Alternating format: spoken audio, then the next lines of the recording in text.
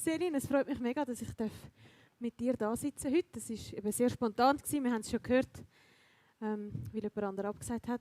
Aber ja, ich freue mich mega, auch mehr von dir zu erfahren, zu hören heute. Und ich glaube, ja, das kann mega Kraft haben, was du heute wirst erzählen. Selin ist da schon ein paar Jahre ein- und ausgegangen. Ihr habt sie hoffentlich alle auch schon gesehen. Sie war danach auch schon auf der Bühne gewesen. Aber was vielleicht die einen von euch nicht wissen, ist, Selin hat sehr lange unter Depressionen gelitten, hat Essstörung gehabt und hat auch mehrere Klinikaufenthalte hinter sich, einfach auch in ihrem noch eher kurzen Leben. Man sieht, sie ist noch relativ jung, also sie hat wirklich schon sehr viel erlebt für ihr Alter. Und doch darfst du heute da sitzen. Du hast viele Veränderungen dürfen erleben auch. Aber wir wollen doch gleich am Anfang beginnen. Und wir haben gesagt, wir sprechen Hochdeutsch, deshalb stelle ich jetzt noch um. Ja, woher kommst du, Selin? Was hat deine Kindheit geprägt? Also aufgewachsen bin ich in Graubünden. Man hört das manchmal am Dialekt, aber jetzt nicht, weil ich Hochdeutsch spreche und nicht Schweizerdeutsch. Ich bin in einer Patchwork-Familie groß geworden und ich denke, ich hatte eine gute Kindheit, eine liebevolle Familie, eine große Familie und ja, ich erinnere mich gerne an die Zeit zurück, an die ich mich noch erinnern kann. Und schwierig wurde es, als dann der Weg zur Schule ging. Dort fühlte ich mich nie ganz angenommen oder angekommen. Also ich war eher ein Einzelgänger und eher der denkende Mensch als der Mensch, der auf der Seite steht und vielleicht nicht so im Mittelgrund steht, nicht wie heute jetzt gerade. Ja, ich fühlte mich oft allein, obwohl wir eine große Schule hatten mit vielen Kindern. Und mit der Zeit hatte ich 1, 2 Freunde, eine noch heute, und dafür bin ich dankbar. Also du hast dich in dieser Zeit nicht so angenommen gefühlt, auch in der Schule. Ich glaube, da gab es auch ein Erlebnis dann in der Schule. Ich weiß nicht, ob du davon noch erzählen möchtest.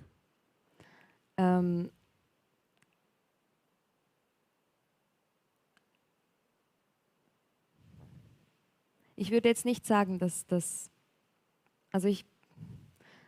eine Erlebnis, das ich dir erzählt habe, war, dass in Graubünden ist es oft normal, dass man im Sommer ins Tenero-Lager geht. Das ist ein Sportcamp. Und bei uns war das so, ich glaube, das ist meistens so die 3. Klasse. Und ich wollte da eigentlich auch hingehen, weil ich dachte, es gehört dazu. Und ich habe dann versucht, von meinen Mitschülern herauszufinden, wann das eigentlich ist, wie man sich dort anmelden kann.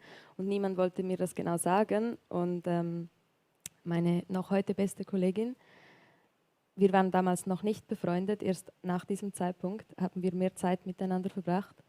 Aber sie hat mir dann mal gesagt, ja, weißt du, die anderen wollen einfach nicht, dass du kommst und darum will es dir niemand sagen. Und das hat mich schon getroffen. Ja, das glaube ich. Wir haben auch noch ein Bild mitgenommen von der kleinen Selin. Das war der erste Schultag. Da habe ich mich noch auf die Schule gefreut. Das ist eine coole Frisur. Genau, also die Schulzeit, die war dann wirklich auch schwierig. Du hast den Anschluss nicht so gefunden und das hat ja dann auch etwas mit dir gemacht. Da war auch eine Dunkelheit, die dann da war in dieser Zeit. Haben die Leute das um dich herum, haben die das wahrgenommen? Wie spielte sich das ab? Nein, das hat niemand gemerkt. Denn ich war schon früh sehr verunsichert in meiner eigenen Person oder welchen Wert das ich habe. Und meinen Wert habe ich in der Bestätigung von außen gesucht. Also ich war darauf angewiesen, dass mir die Leute sagen, dass sie mich gerne haben. Ich war darauf angewiesen, dass die Leute mir sagen, dass ich etwas gut gemacht habe. Und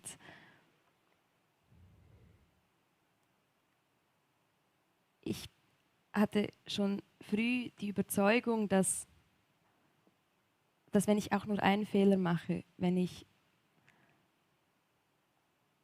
irgendwas falsch gemacht habe oder dann hatte ich das Gefühl, dass die Person mich nicht mehr liebt. Egal was vorher war, es musste nur ein kleiner Fehler sein und ich hatte das Gefühl, ich werde nicht mehr angenommen, ich werde nicht mehr akzeptiert. Und darum habe ich eine Scheinwelt aufgebaut. Ich wusste ja selber nicht, wer ich bin, also habe ich eine Identität aufgebaut, so wie die Leute mich haben wollten. Ich habe versucht, alles perfekt zu machen, alles gut zu machen, eine Maske aufzusetzen, ein Lächeln zu haben und somit hat das auch niemand bemerkt. Denn was hinter der Kulissen stattfindet, das durfte ich ja niemandem zeigen, sonst hätte man mich ja nicht mehr gern gehabt. Mhm. Ja. Und einen Schein zu wahren und jemand zu sein, den man nicht ist, das braucht seine Energie und seine Kraft. Und die hat man nicht einfach immer auf ewig, wenn man nicht weiß, wo man die Batterie wieder aufladen kann. Ich merkte, wie einfach immer alles strenger wurde und schwieriger wurde und wie es immer dunkler um mich herum wurde. Und jeder Tag war ein Kampf. Am Morgen klingelte der Wecker und man dreht sich 20 Mal hin und her, weil man einfach denkt, ich will nicht in die Schule gehen, ich will nicht noch einen Tag durchstehen müssen. Und trotzdem musste man alles richtig machen und aufstehen und ja, keine Fehler machen. Und das drehte sich dann immer so weiter, bis es ist wie jedes Mal kommt ein weiterer Tropfen in ein Fass und das Fass, das trägt nicht einfach unendlich. Und ich weiß, es kam dann zu einem Streit oder einem Streit. Ich habe einen Fehler gemacht und jeder kleine Fehler ist für mich ein riesiger Fehler. Und der hat dann wie das Fass zum Überlaufen gebracht und meine Sicherungen sind wie durchgebrannt. Ich konnte einfach nicht mehr. Ich wollte weglaufen. Ich wollte von meinem Leben weglaufen. Ich wollte von mir weglaufen. Ich wollte einfach weg. Und das bin ich dann auch. Es war abends, es war dunkel, aber ich habe irgendeine Tasche gepackt und bin gegangen. Das blieb natürlich nicht unbemerkt. Und irgendwann merkte ich, ja, ich weiß ja gar nicht, wohin mit mir. Also ging ich wieder zurück und das war der Moment, als auf einmal auffiel, hey, da stimmt was nicht. Und ich meiner Mutter alles erzählt habe. Und wie es dann halt so ist, sie war auch überfordert mit der Situation und versuchte Hilfe zu finden und brachte mich zu einem Spezialisten, zu einem Therapeuten, weil der wird ja schon wissen, wie man mir helfen kann. Und so kam ich eigentlich das erste Mal mit der zweiten Oberstufe mit 14, 15 in die Klinik für einige Zeit. Mhm. Da warst du mehrere Monate dann in der Klinik und in dieser Zeit war Gott ja schon irgendwie ein bisschen auch da. Wer war Gott für dich in dieser Zeit? Ich kannte da Gott noch nicht für mich persönlich. Ich habe nicht geglaubt in dem Sinn. Ich habe Gott einfach gesehen, vor allem bei meinen Großeltern. Wir zu Hause sind nicht gläubig aufgewachsen, aber meine Großeltern glaubten und für mich war Gott spürbar, aber doch nicht fassbar. Ich spürte seine Wärme im Haus meiner Großeltern zum Beispiel. Es war immer so eine Wärme, so eine Liebe. Und ich konnte das wie nicht greifen und ich habe ihn einfach gesehen, aber nicht geglaubt, weil es war so dunkel um mich herum. Und für mich konnte ich es nicht, den Sinn nicht zusammenbringen. Warum lässt Gott das zu? Warum lässt Gott so viel Leid zu? Warum lässt Gott so viel Dunkelheit zu? Gibt es einen Gott? Ja. Und in der Klinik warst du ja dann auch eher von dieser Wärme von deinen Großeltern auch entfernt in den mehreren Monaten. Was hast du in der Klinik erlebt? Also als ich das erste Mal in der Klinik war, brach eine Welt für mich zusammen, weil ich merkte, dass diese Scheinwelt, die ich aufgebaut hatte, nun ein für alle Mal zerstört war.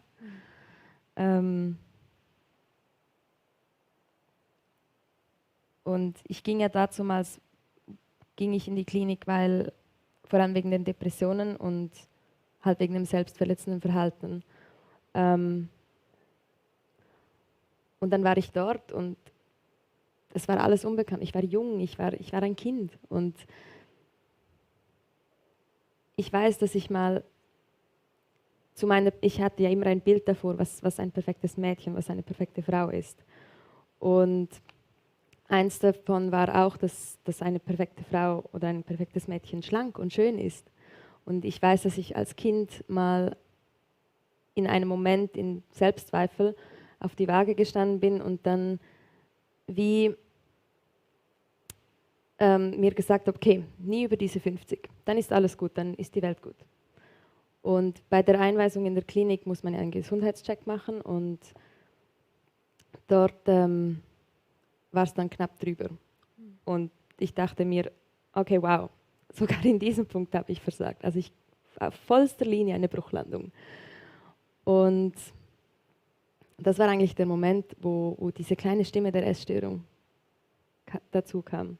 Weil die sagte mir, oder sie versprach mir, okay, wenigstens das kannst du. Das ist nicht so schwer, das schaffst du und das wird alles besser machen.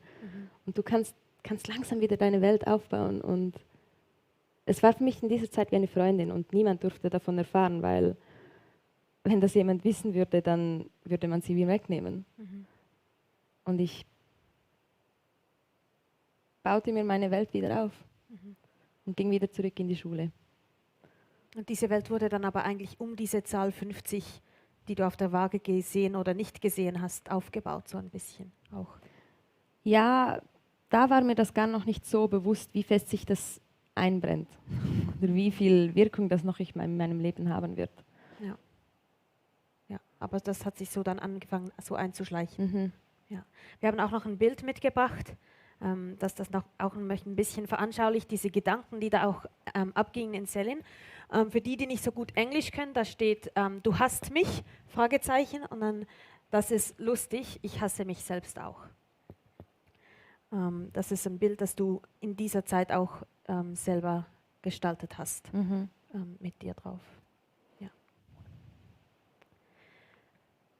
Ich habe noch vergessen zu sagen, wir haben auch ein Slido eingerichtet. Wenn irgendjemand Fragen hat, dann dürft ihr gerne diesen QR-Code scannen und ich werde dann am Schluss haben wir noch ein paar Minuten Zeit, werde ich noch 2, 3 Fragen aussuchen, die wir dann noch spontan stellen können. Du bist also wieder aus der Klinik gekommen, du konntest die Schule abschließen, das hast du vorher auch schon erwähnt gehabt, und hast dann eine Lehre angefangen. Im Gesundheitsbereich, im Altersheim war deine erste Lehrstelle, die du hattest. Und es kam dann auch wieder Winter und mit dem Winter kam auch wieder mehr eine Dunkelheit. Du hattest mir erzählt von einer Begegnung mit einer älteren Frau im Altersheim. Was ist da in dieser Begegnung passiert? Also eben die Ausbildung habe ich begonnen, weil ich möchte gerne helfen. Das ist also eine Eigenschaft von mir.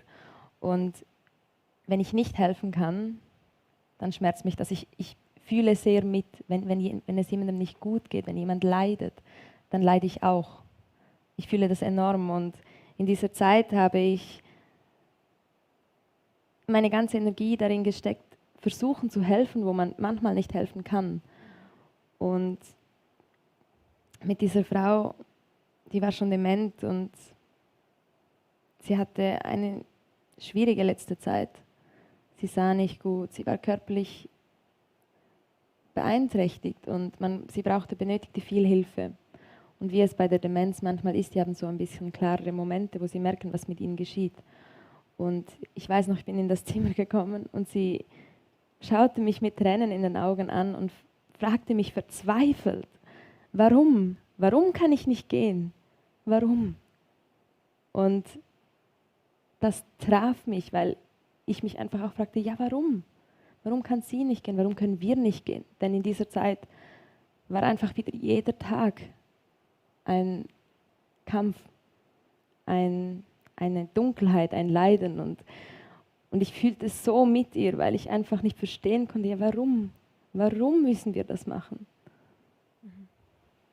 Und das ist dann auch wieder immer schlimmer geworden. Diese Spirale hat dich immer mehr heruntergezogen. Und das hat dann zum nächsten Klinikaufenthalt dann auch wieder geführt. Genau. Es blieb natürlich nicht unbemerkt. Ich bin die ganzen 10 Jahre immer in Therapie gewesen. Also ich konnte mich zeitweise mehr öffnen, zeitweise weniger. Und gerade wenn ich merkte, wie ich selber Angst von mir bekomme, weil dunkle Gedanken über mich kommen, in denen ich wirklich absolut keinen Sinn mehr sehe und mir überlege, wie ich dem allem ein Ende könnte setzen, dann bekam ich auch eine gewisse Angst von mir selber. Und deshalb öffnete ich mich dann immer wieder mal und versuchte Hilfe anzunehmen. Und somit ging ich wieder in die Klinik und versuchte wieder irgendeinen Sinn oder irgendeinen Traum oder irgendeine Freude oder irgendein Licht in dieses Leben zu bringen. Ja. Und in all dieser Zeit, das hat dann auch geholfen mit den Gedanken, mit denen du mit dem Tod gespielt hast, auch ein bisschen, dass die wieder weniger geworden sind. Das Essen war ja auch die ganze Zeit ein bisschen ein Thema, aber noch nicht so stark auch. Und Also dort war es vor allem noch ein Thema für mich. Dort war es noch nicht so, dass das wirklich, vielleicht haben die einen oder anderen etwas geahnt, was komisch ist, aber dort konnte ich das Thema noch nicht nach außen tragen, weil es gab mir ja etwas. Ja, also das war nach wie vor deine geheime Freundin so ein bisschen, die nur für dich da war.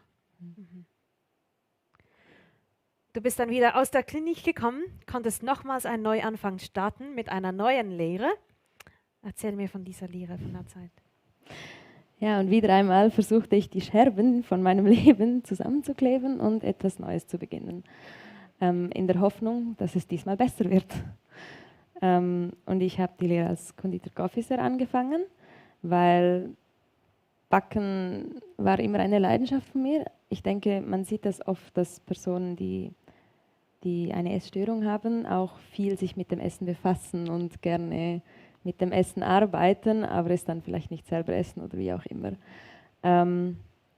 Es war ein Hobby und es war ein Versuch, mein Hobby zum Beruf zu machen. Und ja, damals ahnte ich noch nicht, dass das vielleicht nicht die beste Idee war. Ja. Und du hast dich ja eigentlich schon in deiner Freizeit, also mit der Essstörung, sehr viel mit dem Essen befasst. Viele deiner Gedanken sind immer wieder ums Essen gekreist. Wenn man das nicht kennt, ist das teilweise ein bisschen schwierig auch nachzuvollziehen, wie sehr das auch das ganze Denken, das ganze Leben schon einnehmen kann. Hat es auch zu diesem Zeitpunkt schon. Dann hast du eine Lehre angefangen, die auch noch mehr wieder ums Essen ging. Wie war das für dich, wenn das wie noch intensiver dann wurde? Also am Anfang ging es gut. Ich durfte dank dieser Lehre, also es war ein Schlagauffall-Auszug von zu Hause innerhalb von einer Woche mit einem neuen Lehrbeginn und allem.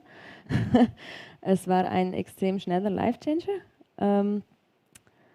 Und ich fühlte mich autonom, ich fühlte mich erwachsen, weil als Kind, ich dachte einfach, ja, wenn die Schule fertig ist und ich erwachsen werde, dann wird es besser. Es war immer diese Hoffnung, dass es besser wird. Und jetzt, okay, ich kann von zu Hause ausziehen und dann wird es besser. Dann kann ich mein eigenes Leben haben, dann kann ich meine eigene Entscheidung treffen und dann bin ich endlich erwachsen. Und das ging am Anfang auch gut. Ich habe mich gefreut, meine eigenen 4 Wände einzurichten und wie ein Zuhause zu haben, ein neues und mein eigenes. Und was halt ist, zu Hause bei meiner Mutter oder bei der Familie und wenn man Leute um sich hat, also die Essstörung ist ja sehr was Heimliches. Das darf ja niemand merken. Und wenn man auf einmal seine eigenen 4 Wände hat, dann hat man keine Grenzen mehr, keine Sachen mehr, keine Schamschwelle mehr, sondern man hat eigentlich die ganze Freiheit, weil es merkt ja sowieso niemand. Es ist ja niemand da. Und mit dem konnte die Essstörung eine ganz neue Dimension entwickeln, was vorher eher ein darauf schauen, dass es nicht zu viel ist, seine Liste zu haben, was gut ist, was schlecht ist, versuchen nicht zu viel zu essen. Im Notfall habe ich zwischendurch dann irgendwann mal die Lösung entdeckt, dass man es ja auch erbrechen könnte, damit genau der Fehler wieder gut machen, den man begangen hat. Aber es war dort mehr eine Anorexie, also die Magersucht, falls euch diese Begriffe mehr etwas sagt. Also du hast einfach so wenig wie möglich gegessen. Genau, das heißt Anorexie. Es war dann eher waren eher diese Züge. Und mit der Arbeit, mit dem Essen, vor allem mit den verbotenen Lebensmitteln in einer Konditorei, das sind ja eigentlich alles die verbotenen, die schlechten Sachen, diese Sachen, die einfach nicht okay sind. Und Also Süßes, genau, Kohlenhydrate, Fettiges, fettig. Schokolade. Und das Arbeiten mit dem ist ja eine Herausforderung in dem Sinn gewesen, dass einerseits diese Gier war nach dem und andererseits dieses Verbot, ich darf nicht. Ja. Und das stachelt sich gegenseitig auf. Und mit dem Merken, dass das mit dem Erbrechen blöd gesagt auch ganz eine okaye Lösung in dem Moment war und ich die Kontrolle wie über mich selber verloren habe. Es ist ein Essanfall, blöd gesagt, ist ein Kontrollverlust, wo eigentlich im Essen sucht man ja die Kontrolle und das pure Gegenteil. Man fühlt sich total machtlos. Man hat es ist eine Sucht und das ist auch bei anderen Suchten, weiß nicht, was die Mehrzahl ist, Süchte, ist auch bei diesen, man hat nicht die eigene Kontrolle darüber. Ja. Und es ging dann mehr darum, versuchen, bei der Arbeit zu widerstehen und dann nach der Arbeit, also in der schlimmsten Zeit, so gegen Ende dieser Zeit, war es dann wirklich so, dass ich stand Morgen um 4 Uhr auf, als Konditor, ging zur Arbeit in der Dunkelheit, war dort in diesem Untergrund und machte meine Arbeit irgendwie mit Biegen und Brechen und hatte diesen ständigen Kampf in meinem Kopf. Und es gab eigentlich gar keinen Platz für etwas anderes. Und dann um 2 Uhr war ich fertig. Und den Kampf mit dem Essen. Also mit den Stimmen. Dass du die Dinge auch essen möchtest.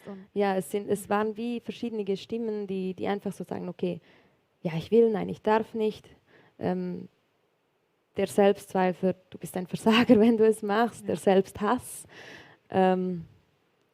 Und nach der Arbeit ging eigentlich der erste Weg direkt in den Laden, weil dann konnte ich mir alles, was ich mir am Morgen verboten hatte, kaufen. Alle Dinge, ja, wo die Gier so groß war, der Heißhunger. Und das war manchmal ein Wocheneinkauf für eine Familie. Also, für einen Tag? Ja. Und dann, es war ja 2 Uhr nachmittags, dann ging ich nach Hause und dann ging es eigentlich darum, all das wie zu vernichten. Also es ist wie ein Loch zu füllen oder etwas zu vernichten. Es ist sehr schwierig zu erklären. Und man hat wie keine Kontrolle darüber. Mhm. Und irgendwann geht nichts mehr und dann musste man es halt wieder loswerden. Und da man ja viel zu viel eingekauft hat, macht man weiter.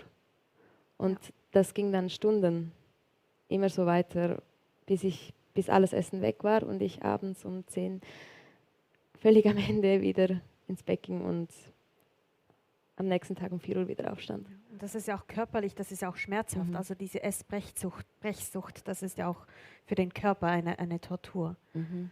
Das ging dann Tag ein, Tag aus ein bisschen so, dass du gearbeitet hast und dann nach Hause gingst. Also es gab nichts anderes. Das war mein Leben. Ja. Es gab absolut nichts anderes. Ich war gefangen wie in einer Zeitschleife. Mhm. Ja. Du konntest da selber nicht mehr raus? Nein. Ja. Das klingt schon sehr krass und ist auch sehr weit ja dann auch gegangen. Und das hat sich ja dann noch mehr zugespitzt und du konntest dich dann jemandem ja auch öffnen. Was ist da passiert?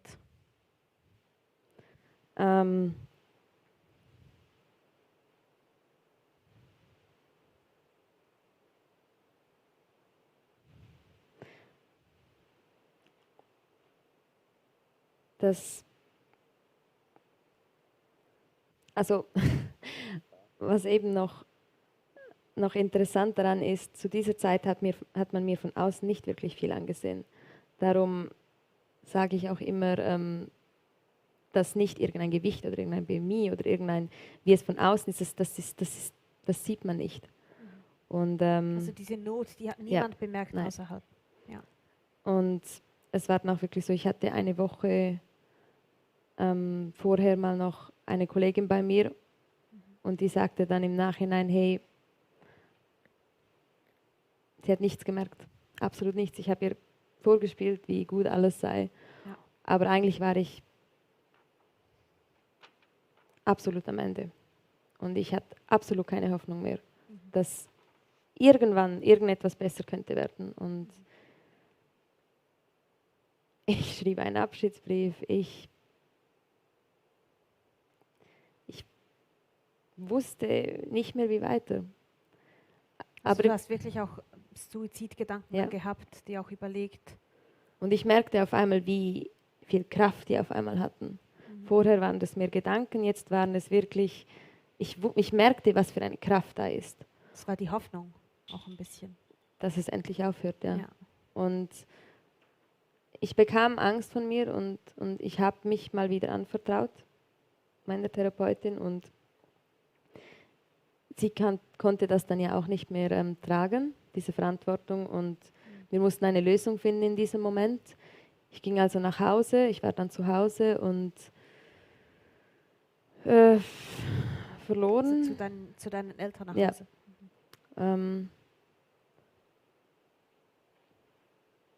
Wusste nicht, irgendwie hatte ich Angst, den Schritt zu wagen, aber trotzdem, es war immer noch sehr präsent. Und es war dann so, dass zu Hause noch ein Streit war, ging natürlich ums Essen. Und in dem Moment fühlte ich mich so unverstanden. Ja. Ich hatte gehofft, dass ich nochmal um Hilfe gerufen hatte, dass das vielleicht ankommt und man merkt, wie sehr ich leide. Und Also die Bulimie, die war ja auch ein bisschen ein Hilfeschrei. alles war ein Hilfeschrei. Ja. Das Essen ist ein Symptom von, es ist eine Auswirkung. Ich hätte es auch in einer anderen Sucht auswirken können oder ausleben können. Es ist ein Symptom von etwas, das viel tiefer sitzt und das so schwer zu fassen ist, was genau das es ist. Und ja, es hat sich dann einfach so ausgelebt. Ja. Und dass ich mich in dem Moment so unverstanden gefühlt habe, hat mir dann wie den letzten kleinen Hoffnungsschimmer genommen. Und ich hatte wie eine kleine Kurzschlussreaktion und ich rannte davon und ich ging in mein Zimmer und ich habe ja, wenn man Suizidgedanken hat, man überlegt sich ja viele Wege. Und man plant vielleicht auch irgendwo und man sammelt auch irgendwo. Und ich habe dann einfach alles, was ich an Medikamenten zusammengesammelt hatte, war für mich klar, okay, das ist jetzt der Beweis. Es wird nie besser. Und so kann ich nicht weitermachen. Und in dieser Not, wollte ich es beenden. Ja. Das hast du ja dann auch versucht. Aber du bist heute noch hier, aus irgendeinem Grund.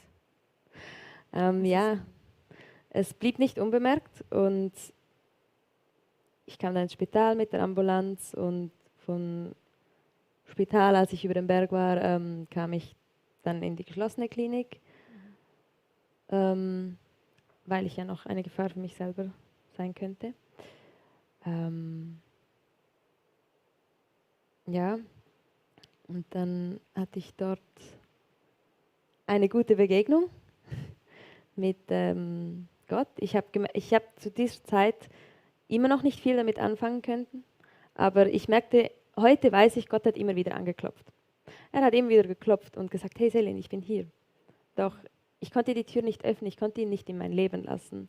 Und an dem Tag hat er auch angeklopft, indem der Seelsorger zu mir kam und mit mir über alles sprechen wollte. Und er meinte, hey, komm doch am Sonntag in den Gottesdienst, den wir oben im Raum haben. Und ich dachte dann, okay, zu verlieren habe ich nichts, ich habe schon alles verloren. Und ich hatte dort den Gedanken, ein Regenbogenarmband anzuziehen. Und das habe ich sonst eigentlich nie an, aber irgendwie hatte ich den Gedanken, ich hatte es dabei, ich habe es angezogen. Und die Predigt, die ging um den Regenbogen. Und ich saß da und ich hatte das Gefühl, er spricht nur zu mir. Ich hatte das Gefühl, er spricht mir so tief ins Herz. Und auch wenn ich dort hinausging und völlig geflasht war, konnte ich nicht an dem festhalten, weil ich konnte diese zwei Welten nicht zusammenbringen. Wie kann es einen liebenden Gott geben, der mir so viel Leid zufügt? Ja. Ja. Wir haben auch von dieser Zeit nochmals ein Bild mitgebracht, das auch noch ein bisschen veranschaulicht. Ist wieder auf Englisch. Englisch war immer ein bisschen ein Begleiter für dich. Da steht auf dem Spiegel ganz oft dick, dick, dick, dick. Genau, das ist auch, das Bild ist in dieser Zeit so ungefähr Ja, das ist entstanden auch. in meiner Wohnung in Flimstoben. Da konnte ich ja so Zeugs machen, das konnte ja niemand merken. Ich war ja allein. Ja. War ein großes Geheimnis dann auch da drin. Der weitere Klinikaufenthalt, du warst ja dann auch fast ein Jahr, glaube ich, ein bisschen in verschiedenen Kliniken auch unterwegs, auch spezialisiert, um dir mit dem Bulimie- und Anorexie-Problem zu helfen. Es ging dann wieder besser und dann kam ein erneuter Neuanfang für dich. Was kam da? Ja, ich hatte ja mit meinem alten Leben abgeschlossen und ich wusste, ich konnte da auch nicht mehr zurück. Dann würde alles wieder von vorn beginnen. Und für mich war dort ein Riesengeschenk, dass ich Hilfe bekam von der IV, weil ich nun 2 Lehren abgebrochen hatte und man mir versuchte zu helfen, dass ich eine Lehre abschließen kann, damit ich ein normales Leben kann haben in Zukunft. Und ich durfte dann hier in Freienstein meine Lehre als Grafikerin beginnen, im 2. Arbeitsmarkt, was mir für diese Chance bin ich sehr dankbar, denn es hat mir geholfen, den Druck rauszunehmen, der diese Welt auf mir lastete, ja. Und dann kamst du so dann eigentlich ins Unterland und auch ein bisschen in diese Gegend, hast diese Lehre begonnen, das ging auch ziemlich gut, weil du hattest da weniger Druck, so konntest du mit den Druck im Leben ein bisschen besser umgehen dann auch. Und dann hattest du einen Unfall.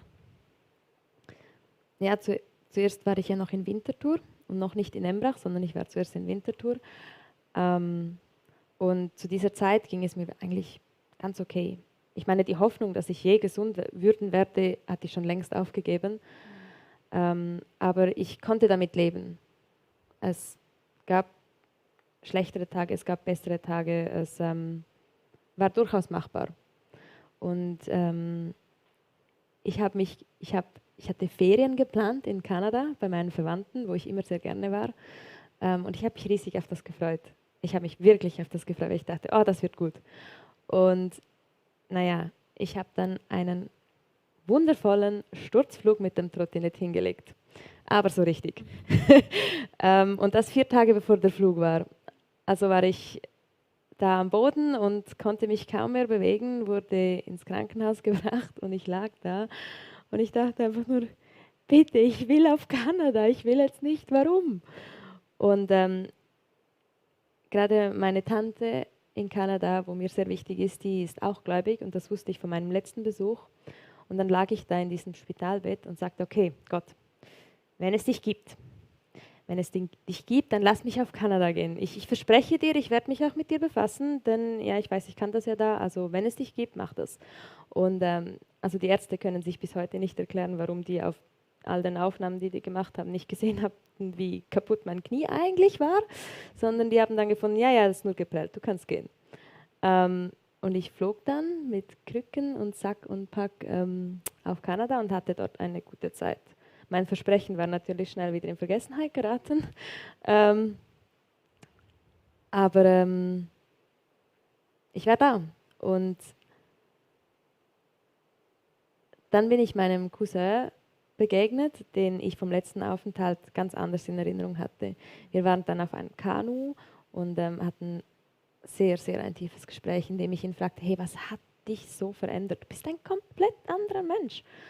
Und er erzählte mir dann, wie Jesus ihm begegnet ist und wie Jesus sein Leben und sein Herz verändert hat. Und ich war einfach nur tief beeindruckt. Und nach dieser Kanufahrt am Abend erinnerte ich mich natürlich auch an mein Versprechen wieder.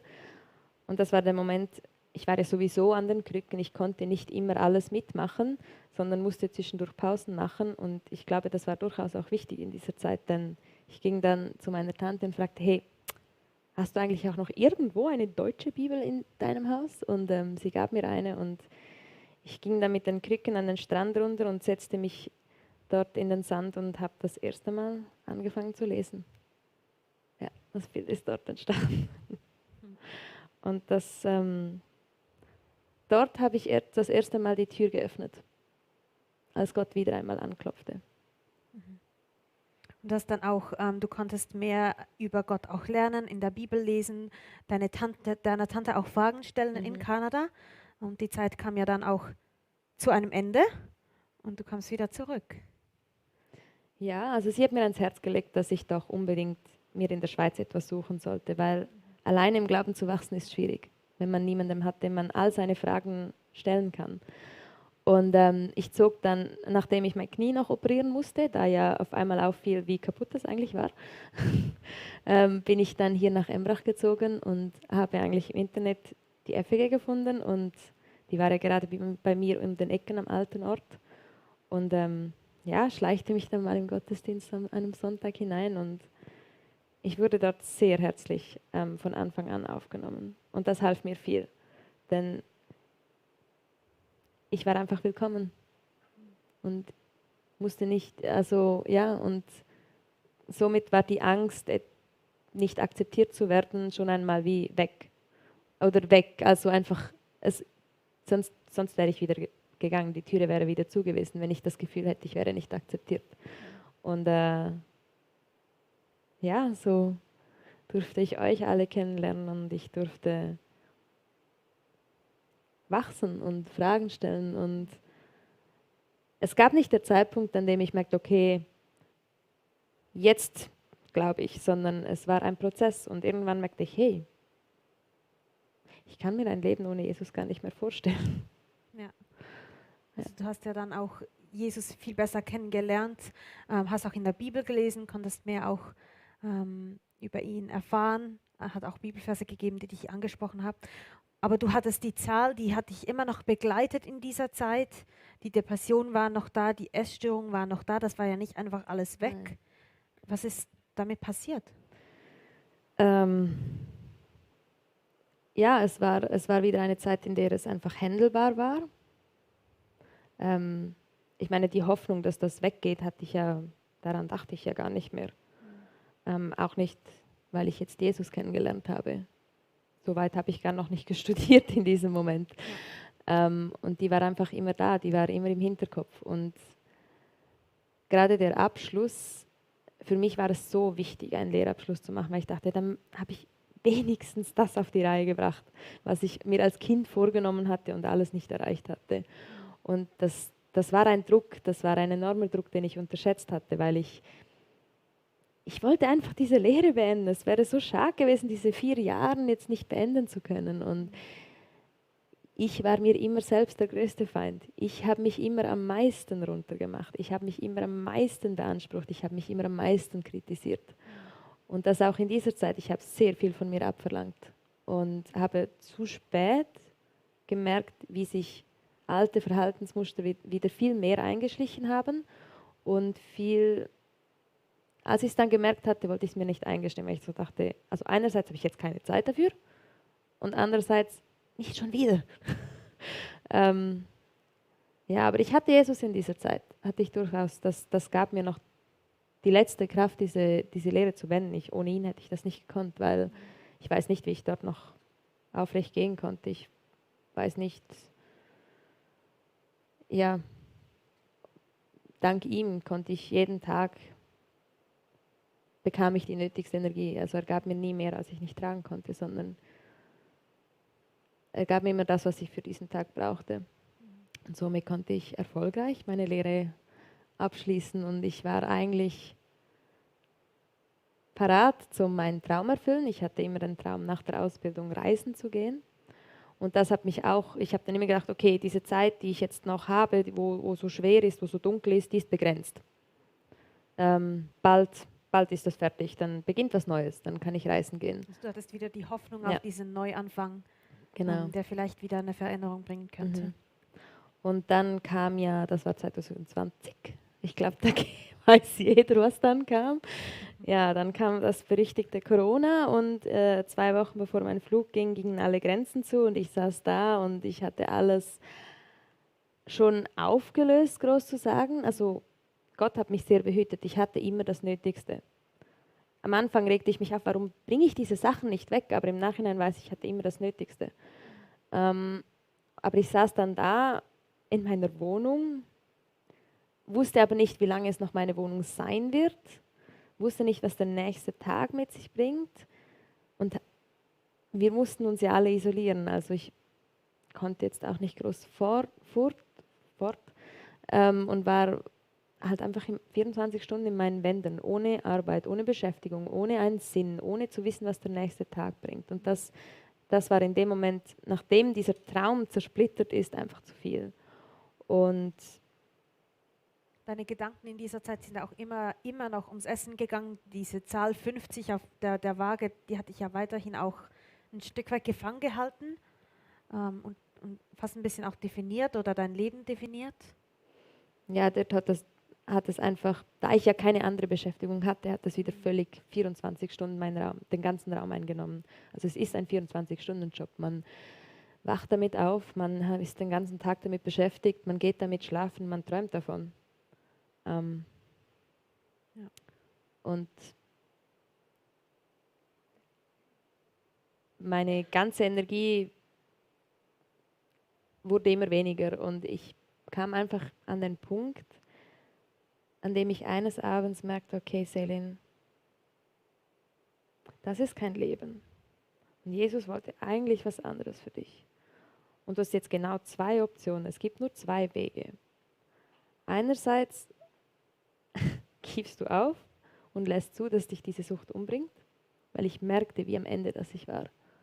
Wie auch mein Körper nach all diesen Jahren war. Und dann gab es, einerseits lässt du es zu und du wirst daran sterben. Oder du nimmst ein für alle Mal die Hand, die Gott dir entgegenbrachte und lässt einfach los und lässt dich absolut ins Ungewisse fallen. Und die ganze Kontrolle, die ich im Essen oder die ich in allem um mich herum gesucht hatte, es ging ja immer ein bisschen etwas um Kontrolle. Und dass ich all das wusste, ich muss das abgeben. Ich musste ihm die ganze Kontrolle geben. Und das machte ich dann auch. Also ich entschied mich, okay, ich stehe wieder auf. Ich verändere etwas. Ich musste aus dem Teufelskreis ausbrechen, ich habe mich entschieden, es mit Hilfe von Jesus zu machen und nicht und mit dem Umfeld, das ich hier hatte. Weil das war etwas, das anders war, das hatte ich vorher nie. Und entschied mich nicht dafür, wieder in eine Klinik zu gehen, sondern entschied mich, ja, das mit meinen Freunden und mit Jesus zu machen, weil ich immer mehr Vertrauen auf ihn setzen durfte. Und ja, von da an war es ein Prozess, ein Schritt für Schritt, in dem ich immer mehr Hilfe von ihm annehmen konnte und von außen annehmen konnte. Und ja, Also es war dann nicht einfach plötzlich alles nein. weg an dem Tag, an dem du dich entschieden hast, jetzt mache ich das mit Jesus, obwohl er das durchaus auch könnte. Bei dir war das anders, bei dir Ja. war das ein Weg, es ist teilweise auch immer noch. Mhm. Gab es da verschiedene Momente auch in diesem Weg, die wirklich ein bisschen auch Veränderungen wieder reingebracht haben? Also ein großer Moment war noch die Taufe. Ich habe mich dann entschieden, okay, ich glaube, ich bin parat für diesen Schritt mit all meinen Fehlern, weil ich habe immer gedacht, okay, die Taufe, die mache ich dann, wenn ich in Kanada bin oder wenn es mir besser geht oder wie auch immer. Und ich durfte da merken, nein, genauso wie ich bin, liebt mich Jesus. Ja. Und genauso wie ich bin, darf ich vor ihm stehen und sagen, hey, ich will mein Leben mit dir verbringen und durfte dann die Taufe haben. Und das war schon auch ein Moment, der mir sehr in Erinnerung bleibt, weil auch danach nochmals so viele große Schritte Veränderung brachten.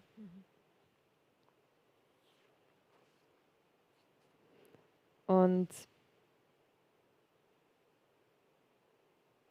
ein Vers, der mich sehr in dieser Zeit begleitet hat, ist, der Herr selbst wird für euch kämpfen, wartet ihr nur ruhig ab. Also es war für mich wirklich ein, ich muss es nicht. Nicht ich muss wieder dagegen ankämpfen, sondern der Herr wird für mich kämpfen. Ich darf einfach mit ihm diese Schritte gehen und mich von ihm getragen fühlen. Und was dann auch ein Durchbruch war, ist, dass ich mich endlich von diesem Gefängnis der Zahlen oder des Wiegens oder wie auch immer befreien konnte und ich eigentlich meine Waage sehr freundlich behandelt hatte. Wir haben auch ein Bild mitgebracht.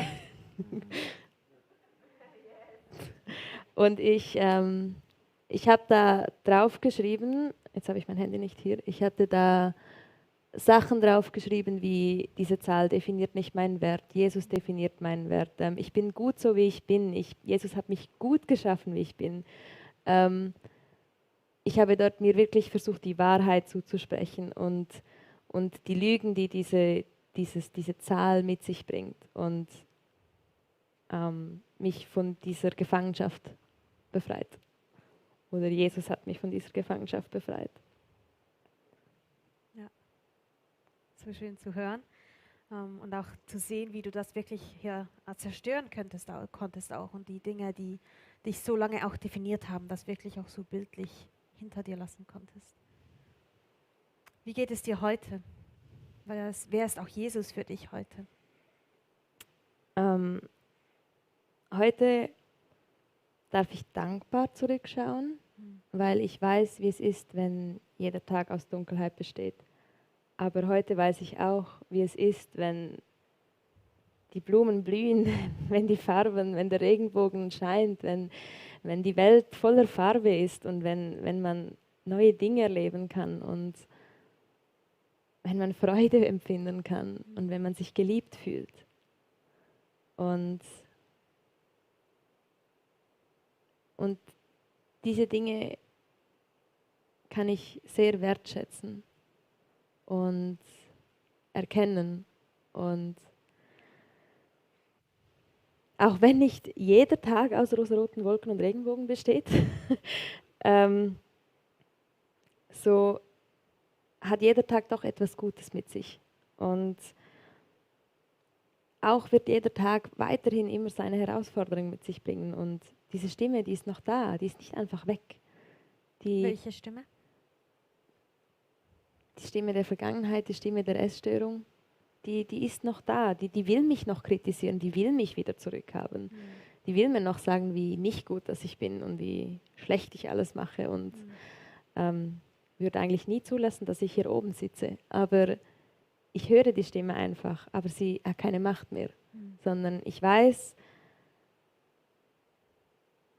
dass ich erkenne die Lügen, die sie mir erzählt. Ich erkenne, wie sie versucht mir zu sagen, dass sie gut ist, aber ich weiß, dass sie nicht gut ist. Ich durfte das lernen über all diese Jahre und ich weiß für mich heute, okay, nein, ja, schön bist du hier, ich höre dich, aber du erzählst einen Quatsch, ich weiß, was die Wahrheit ist. Und ich weiß, wer Gutes über mein Leben ausspricht und ich weiß, wo ich das finde, was ich mein Leben lang suchte. Es hat auch keine Kontrolle mehr über dich, es definiert dich nicht mehr. Es hat einfach keine Macht mehr, weil du kennst die Wahrheit. Und du konntest von diesen Lügen auch befreit werden. Halleluja. Du hast ja auch einen Vers noch mitgebracht, der dich auch immer wieder ein bisschen begleitet. Möchtest du dazu noch was sagen? Du, Herr, bist alles, was ich habe. Du gibst mir, was ich zum Leben brauche. In deiner Hand liegt meine Zukunft. Und das ist für mich, der Vers sagt eigentlich das, was ich vorher versucht habe zu erklären, denn der erinnert mich daran, dass Jesus alles ist, was ich brauche und nicht das andere, sondern er gibt mir alles. Und in seiner Hand liegt meine Zukunft und ich weiß, dass er eine gute Zukunft für mich parat hat. Ja, in Jesus konntest du auch diese Hoffnung finden, du konntest die Zukunft finden. Durch ihn kannst du jetzt auch wieder träumen. Du hast Träume, die du dir erfüllen möchtest oder was du auch noch machen möchtest in deinem Leben. Und ich bin selber sehr gespannt, wo das dich noch hinführt und was er noch für einen Plan auch hat mit dir. Und wo deine Träume dich auch hinführen und diese Zukunft, die du in Jesus finden konntest. Und ich möchte jedem hier und jedem im Livestream den Mut machen, seid offen, versucht euch nicht hinter einer Maske zu verstecken, sondern ich durfte so lernen, wenn ich offen bin, dass ich neue Begegnungen und auch Hilfe bekommen hatte. Und darum seid offen, denn wir sind doch alle füreinander da und wir verurteilen uns nicht, sondern gemeinsam können wir so viel größer sein und es gibt einen Weg und es kann besser werden, auch wenn es vielleicht jetzt absolut trostlos und absolut dunkel ist, aber es gibt einen Weg und es kann besser werden. Gib nicht die Hoffnung auf. Ja. Dankeschön. Ich habe hier noch ein paar Fragen für dich. Die erste, die geht vielleicht gerade ein bisschen auch darin, oder wir können vielleicht auch jetzt gerade ein bisschen lernen, auch wie man mit Menschen umgehen könnte, die ähnliche Sachen erleben, wie du sie auch erlebt hast.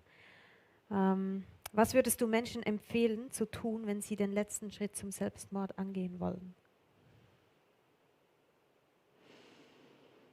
Oh, schwierige Frage.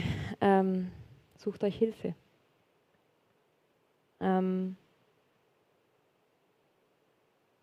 Ja, sucht euch Hilfe und sprecht darüber, denn alleine wird es nicht besser. Und ihr habt Menschen um euch herum, die euch vermissen würden und ihr habt Leute, die gerne euch helfen würden, auch wenn ihr das vielleicht nicht glaubt in dem Moment. Und das, ja eben, es kann wieder mehr Licht im Leben geben. Es wird nicht ewig dunkel bleiben. Ja, und ich hatte das Privileg, einiges von der Geschichte selber auch mitzuerleben, von dem sie erzählt hat.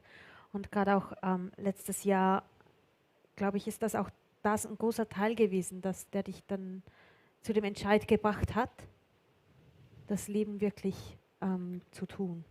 Was passiert da?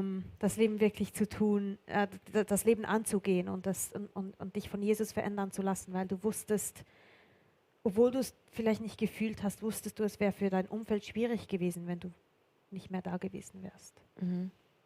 Also das wusste ich schon seit meinem ersten Suizidversuch und dort habe ich mir wie gesagt, okay, das wird nicht nochmal passieren, weil dort merkte ich auf einmal, wie viel Leid das mit sich bringen würde. Auch für dein Umfeld. Genau, und darum war das wie keine Option mehr ab dem Moment. Die Gedanken waren zwar da, aber es war keine Option mehr. Und die Option, dass ich also einfach aufgebe und an der Sucht sterbe, war somit auch nicht wirklich eine Option. Darum wusste ich, es gibt nur die andere. Und ein für alle Mal wirklich versuchen, etwas zu verändern, ja. Eine weitere Frage war noch, als die Essstörung angefangen hat, hat das niemand bemerkt und hätte man dir in dieser Zeit helfen können? Wenn ja, wie?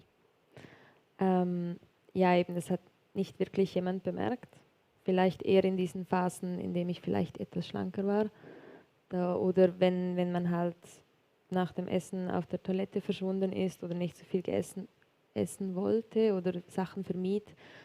Das war vielleicht Alarmzeichen oder auffällig, aber wirklich bemerkt ist schwierig. Und ich selber hatte dort ja auch nicht das Verlangen, dass man mir das wegnimmt. Sonst wäre es ja nicht so heimlich, sondern ich wollte, das war meine Freundin. Und deshalb ist es auch sehr schwierig zu helfen, wenn man nicht selber die Hilfe möchte. man kann es versuchen, der Person zu zeigen, dass das nichts Gutes in ihrem Leben ist. Da hatten wir auch einen Moment zusammen. Man kann es versuchen, dass man es sieht, weil man sieht es ja nicht, es ist ja etwas Gutes. Und darum ist es so schwierig zu helfen, weil man will die Hilfe nicht. Man sieht ja das Problem dahinter nicht. Darum ist wie akzeptieren und für jemand da sein und versuchen zu zeigen, dass es etwas gäbe, das schöner wäre. Ja. Aber wie du auch gesagt hast, schlussendlich muss man sich helfen lassen wollen. Oft ist das dann schwierig, auch für das Umfeld, wenn sich die Menschen nicht helfen lassen wollen. Aber man kann das nicht machen für jemanden. Ja. Genau. Selin, danke vielmals für deine Offenheit, dass du uns so einen tiefen Einblick auch in dein Leben gegeben hast heute. Ich weiß, das hat viel Mut gebraucht für dich. Das ist ja auch noch nicht so lange her und an den einen Dingen bist du auch noch dran. Sind wir ja alle. Wir sind alle im Leben und das Leben ist ein Prozess und ein Lernen und ein Wachsen. Und ich glaube, in deiner Geschichte sieht man das auch wirklich schön, wie Gott oder Jesus einfach auch den Weg mit jedem Einzelnen von uns geht, so wie wir es brauchen. Und da wollen wir euch auch ermutigen, Jesus geht den Weg mit euch. Amen. Genau. Ich habe dir noch was mitgebracht. Einfach auch ein kleines Dankeschön. Das ist ein Buch. Die Zoe B., die nächste Woche spricht, hat das mitgeschrieben. Frauen beten anders. Das hat verschiedene Gebete auch drin. Ich hoffe, das darf dich auch bereichern in deinem Alltag, in deinem Glaubensleben. Ja, vielen Dank. Danke vielmals. Einblick. Danke vielmals, dass ich da sein für Sie.